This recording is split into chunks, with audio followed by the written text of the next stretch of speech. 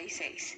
La ley del 2000 es conocida como el primer intento serio de realizar una reforma agraria y fue el resultado de una concentración con un movimiento campesino.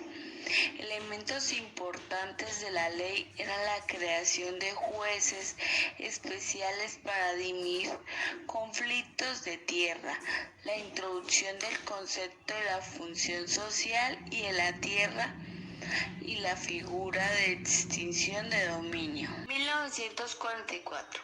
La Ley 2000 creó la base conceptual de la reforma agraria. Con la Ley 100 de 1944 se buscaba anular los posibles efectos de la Ley 2000, declarando de convivencias públicas los contratos de aparcería y con ello la sujeción del campesino a terratenientes. 1956. Entre 1946 y 1957, durante la violencia fue liquidada la Confederación Campesina e Indígena que había liderado en los decenios pasados la lucha por la tierra.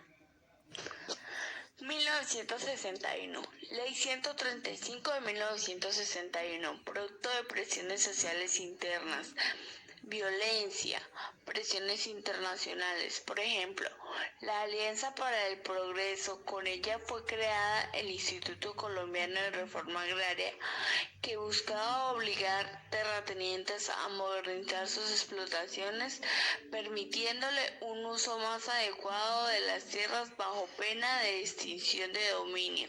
La dirección de la Junta Directiva de INCORA estaba alternamente polarizada y escasa de participación campesina. 1967. Nace la Asociación Nacional de Usuario Campesino, utilizada por el presidente Lleras Restrepo como factor de precisión para llevar a cabo su reforma agraria. En el 1968, la Ley 1 de 1968 facilita el trámite.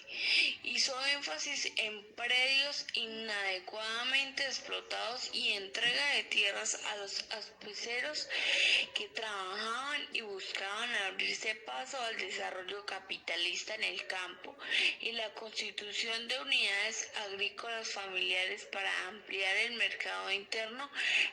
En la práctica de resultados ser manifundios inviables, perpetuando la pobreza en el campesino. 1972. Bajo el gobierno de Pastrana se inició un acuerdo en Chicoral, una contrarreforma agraria, y desde ese entonces se ha apoyado sobre todo la gran propiedad como fundamento del desarrollo, dirigido al crédito hacia los empresarios agrícolas.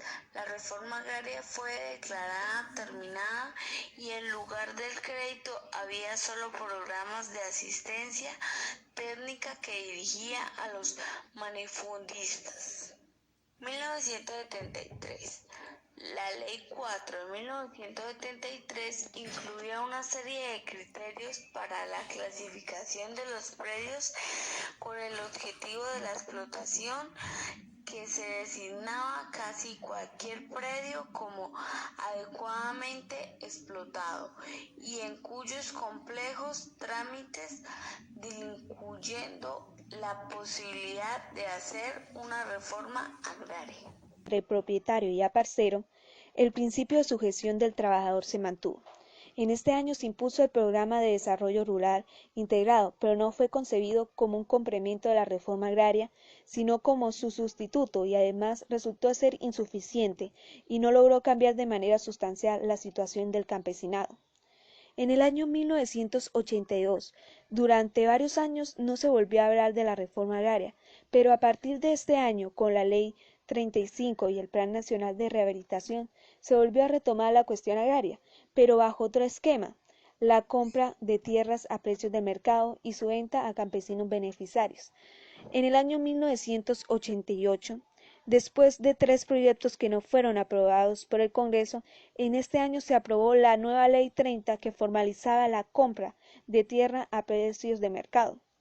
En el año 1994, con la Ley 160, el mecanismo neoliberal del mercado de tierras abrió la puerta a una mayor iniciativa privada y se le continuaron limitando las facultades al Estado y por supuesto al INCORA. En el año 2003, con el decreto 1300 se crea el Instituto Colombiano del Desarrollo Rural, INCODER, el cual tiene como función principal ejecutar la política de desarrollo rural en el país.